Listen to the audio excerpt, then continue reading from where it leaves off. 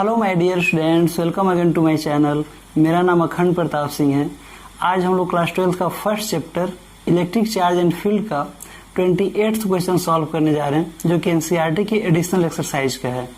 इसके पहले मैंने 1 से लेकर 27 तक के सभी क्वेश्चन को सॉल्व करके वीडियो अपने चैनल पर अपलोड कर चुका हूँ।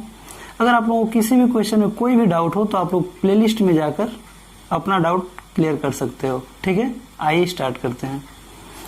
तो क्वेश्चन ये कह रहा है कि a conductor A with a cavity as shown in figure दो फिगर बनाया गया है। एक पार्ट ए के लिए बनाया गया और दूसरा पार्ट बी के लिए बनाया गया है।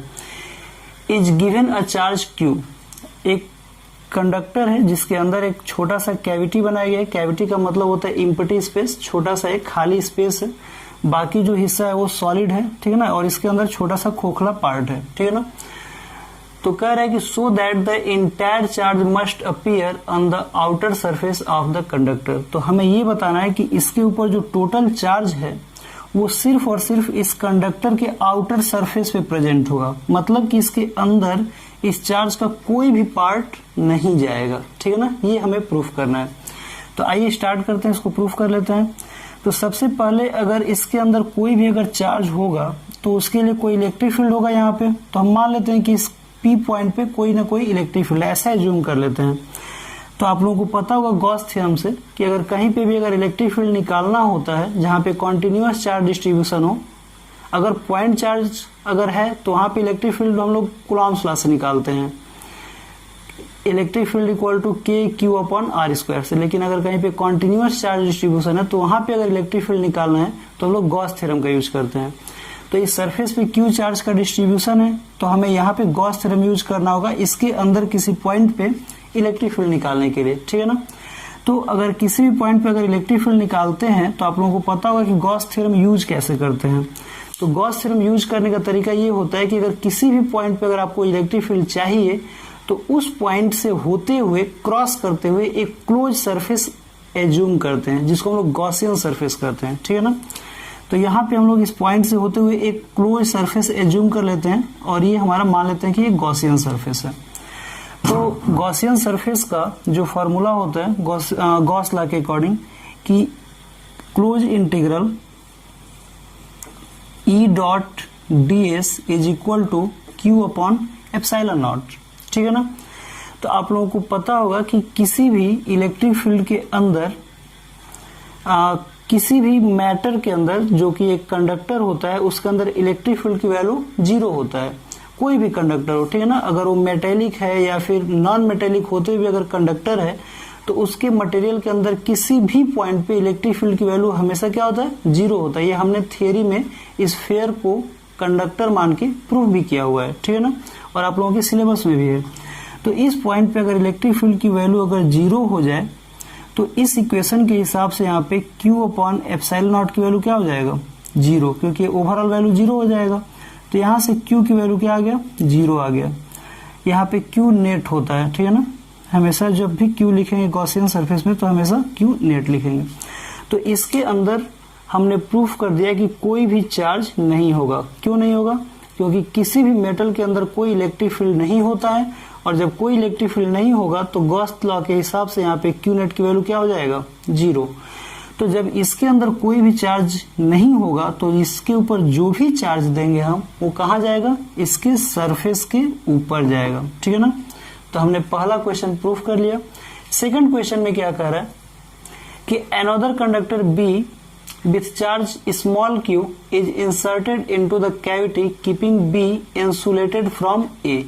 देखो, जब भी क्वेश्चन आप लोग करो फिजिक्स का तो कम से कम 2 या 3 बार उसको ढंग से पढ़ो और एक एक वर्ड का मतलब समझो, तब जाके क्वेश्चन समझ में आएगा। ठीक है ना, क्योंकि जो क्वेश्चन कंसेप्चुअल होता है उसको कम से कम 2 से 3 बार पढ़ना चाहिए। तो सेकेंड पार्ट में ये कह रहा है कि कंडीशन सेम है जो पहले वाला था, उसमें एक चीज और ऐड किया हुआ है। और ऐड क्या किया हुआ है कि ये जो खोखला वाला पार्ट था जिसको हम लोग कैविटी का नाम दें, इस कैविटी के अंदर एक दूसरा चार्ज लेकर आया जो कि बी पार्ट इसको मान रहा है। ठीक है ना, और यहाँ पे एक क्यू चार्ज रखा। ठीक है ना, अब क्यू चार्ज रखा है तो उसके ऊपर कोई सिंबल नहीं दिया तो हम पॉजिटिव मान सकते हैं। ठीक है ना, क्योंकि अगर निगेटिव चार्ज रहता तो कहता कि निगेटिव चार्ज है। तो यहाँ पे एक क्यू चार्ज ला के रख दिया और तब कह रहा है कि so that the total charge on the outer surface of A is Q plus capital Q plus small q। तो कह रहा है कि इसके अंदर हम कैविटी के अंदर एक चार्ज ला के रख रहे हैं जिस चार्ज का इस सरफेस से कोई लेना देना नहीं है, मतलब बिल्कुल इंसुलेटेड है। समझ में आ रहा है? खोखले वाले पार्ट के बिल्कुल बीचों बीच है, ए से कोई इसका कनेक्शन नहीं है, कोई टच नहीं है कहीं पे भी। इसके बावजूद इसके ऊपर जो ओवरऑल चार्ज होगा इसके सरफेस के ऊपर वो capital Q plus small q के बराबर होगा। कैपिटल Q तो पहले से ही था, सारा कंडीशन पहले वाला ही है। एक्स्ट्रा ये ऐड हुआ है कि इसके अंदर एक स्मॉल q चार्ज रखा गया है और उस चार्ज को रखने की वजह से इसके सरफेस पे जो टोटल चार्ज हो जाएगा वो पहले वाला चार्ज प्लस जो चार्ज हम इसके अंदर रखे हैं वो चार्ज भी इंक्लूड हो जाएगा। ठीक है ना, ये इंटरेस्टिंग है। मतलब कि हम कैविटी के अंदर रख रहे हैं कोई चार्ज जिस चार्ज का इसके मटेरियल से के या इस बॉडी से कोई मतलब टचमेंट नहीं है, इसके बावजूद जो टोटल चार्ज है इसके सरफेस पे आ जा रहा है। ठीक है ना, आइए इस चीज को प्रूफ करते हैं। तो सबसे पहले इसके अंदर फिर से वही एक सेम पॉइंट मानेंगे P और वहां से हम लोग इलेक्ट्रिक फील्ड निकालने के लिए गॉसियन सरफेस से जूम करेंगे और फिर से सेम इक्वेशन लिखेंगे कि close integral E dot ds is equal to Q upon epsilon naught. ठीक है ना, और फिर से हम लोग वही बात रिपीट करेंगे कि इसके मटेरियल बॉडी में कोई भी इलेक्ट्रिक फील्ड नहीं पाया जाता है। कोई भी अगर सॉलिड कंडक्टर है या फिर हॉलो कंडक्टर है तो उसके अंदर इलेक्ट्रिक फील्ड की वैल्यू हमेशा क्या होता है? जीरो होता है। ये हमने थियरी में प्रूफ किया हुआ है। तो यहाँ पे अगर इलेक्ट्रिक फील्ड की अगर वैल्यू अगर जीरो हो जाएगा तो फिर से यहाँ पे क्यू नेट की जो वैल्यू है वो क्यू नेट की वैल्यू क्या हो जाएगा? जीरो हो जाएगा। अब क्वेश्चन ये राइज होता है कि यहाँ पे क्यू नेट की वैल्यू जीरो कैसे हो रहा है? क्योंकि यहाँ पे तो सिर्फ एक ही चार्ज हमें दिख रहा है जो कि इसके अंदर है। ठीक है ना, तो मैं बताता हूँ क्यू नॉट की वैल्यू जीरो कैसे होगा। अगर ये चार्ज अगर प्लस क्यू है और इस चार्ज का जो कि बी पार्ट पे अवेलेबल है और ए पार्ट से किसको कोई कनेक्शन नहीं है, मतलब डायरेक्ट कोई कांटेक्ट नहीं है, तो क्या ये प्लस क्यू इस कंडक्टर ए वाले कंडक्टर के ऊपर इंडक्शन प्रोड्यूस नहीं करेगा? बिल्कुल करेगा। क्यों? क्योंकि ये भी कंडक्टर है और ये भी कंडक्टर है।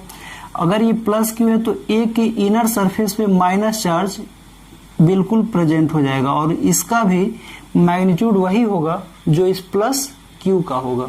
ठीक है ना, मतलब यहाँ पे एक माइनस क्यू चार्ज प्रेजेंट हो जाएगा। क्यों? क्योंकि इन दोनों के बीच में कोई डायरेक्ट कांटेक्ट नहीं है। ठीक है ना, और डायरेक्ट कांटेक्ट नहीं है तो अगर यहाँ पे प्लस क्यू है तो उसके आसपास अगर मेटल है तो उस मेटल के इनर सरफेस पे अपोजिट नेचर के चार्ज प्रेजेंट हो जाते हैं। तो यहाँ पे प्लस क्यू होगा तो यहाँ पे माइनस क्यू प्रेजेंट हो जाएगा। ठीक है ना, अब यहाँ पे माइनस क्यू प्रेजेंट हो गया इस क्यू की वजह से, तो क्या अब इसके आउटर रीजन पे इस माइनस क्यू की वजह से क्या एक और प्लस क्यू प्रेजेंट नहीं होगा? बिल्कुल होगा। ठीक है ना, तो इस माइनस क्यू की वजह से अब इसके आउटर रीजन पे एक और प्लस क्यू प्रेजेंट हो गया और हमारे पास पहले से कैपिटल क्यू था ही, एक और माइनस क्यू प्रेजेंट हो गया। तो इसके ऊपर जो टोटल चार्ज होगा वो कितना हो जाएगा? Capital Q plus small Q. और इसके अंदर क्यू नेट की वैल्यू कैसे जीरो होगा? क्योंकि यहाँ पे इस गॉसियन सरफेस के अंदर प्लस क्यू और माइनस क्यू इक्वल और अपोजिट अमाउंट में है। समझ में आ रहा है? मतलब अमाउंट इसका बिल्कुल इक्वल है और साइन निगेटिव है, तो इसलिए इसके अंदर जो क्यू नेट की वैल्यू होगा जितना पॉजिटिव उतना निगेटिव और दोनों मिलकर एक दूसरे को क्या करेंगे? कैंसिल आउट करेंगे। ठीक है ना, तो इसके अंदर फिर से चाहे वो कैविटी के अंदर रखो चाहे मैटर के अंदर रखो, इसके अंदर जो टोटल चार्ज होगा वो हमेशा क्या होगा? जीरो होगा। यानी कि किसी भी कंडक्टर के ऊपर हम कोई भी चार्ज देंगे तो वो चार्ज उस कंडक्टर के हमेशा कहाँ रहेगा? सरफेस पे रहेगा। अगर उसके अंदर कोई कैविटी है, कैविटी के अंदर भी रखते हैं तो भी सारा चार्ज कहाँ आ जाएगा? उसके सरफेस पे आ जाएगा। ठीक है ना, तो फिर थर्ड क्वेश्चन हम लोग पढ़ लेते हैं। कह रहा है कि a sensitive instrument is to be shielded from the strong electrostatic field in its environment suggest a possible way. कह रहा है कि अगर कोई सेंसिटिव इंस्ट्रूमेंट है तो उसको हम लोग इलेक्ट्रोस्टैटिक फील्ड से कैसे बचाएंगे? ठीक है ना, कोई एक पॉसिबल वे देना है। ठीक है ना, तो बिल्कुल आप लोग अभी देखे हो कि कंडक्टर के अंदर अगर कोई भी चार्ज प्रेजेंट नहीं हो पाता है, जो भी चार्ज होता है उसके सरफेस पे हो जाता है।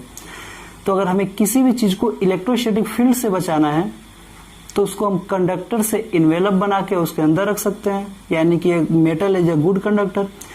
तो अगर कोई भी अगर सेंसिटिव इंस्ट्रूमेंट है, हम चाहते हैं कि इसके ऊपर इलेक्ट्रोस्टैटिक फील्ड का कोई प्रभाव ना पड़े, तो हम उसके चारों तरफ एक मेटल का इन्वेलप बना लेंगे और उसको उसके अंदर सुरक्षित रख लेंगे। अब उसके बाहर कितना भी इलेक्ट्रिक फील्ड होगा या फिर कितना भी चार्ज अगर उसके ऊपर आएगा तो उसके अंदर कोई प्रभाव नहीं पड़ता है, क्योंकि सारा चार्ज कंडक्टर के आउटर सरफेस पे होता है। ठीक है ना।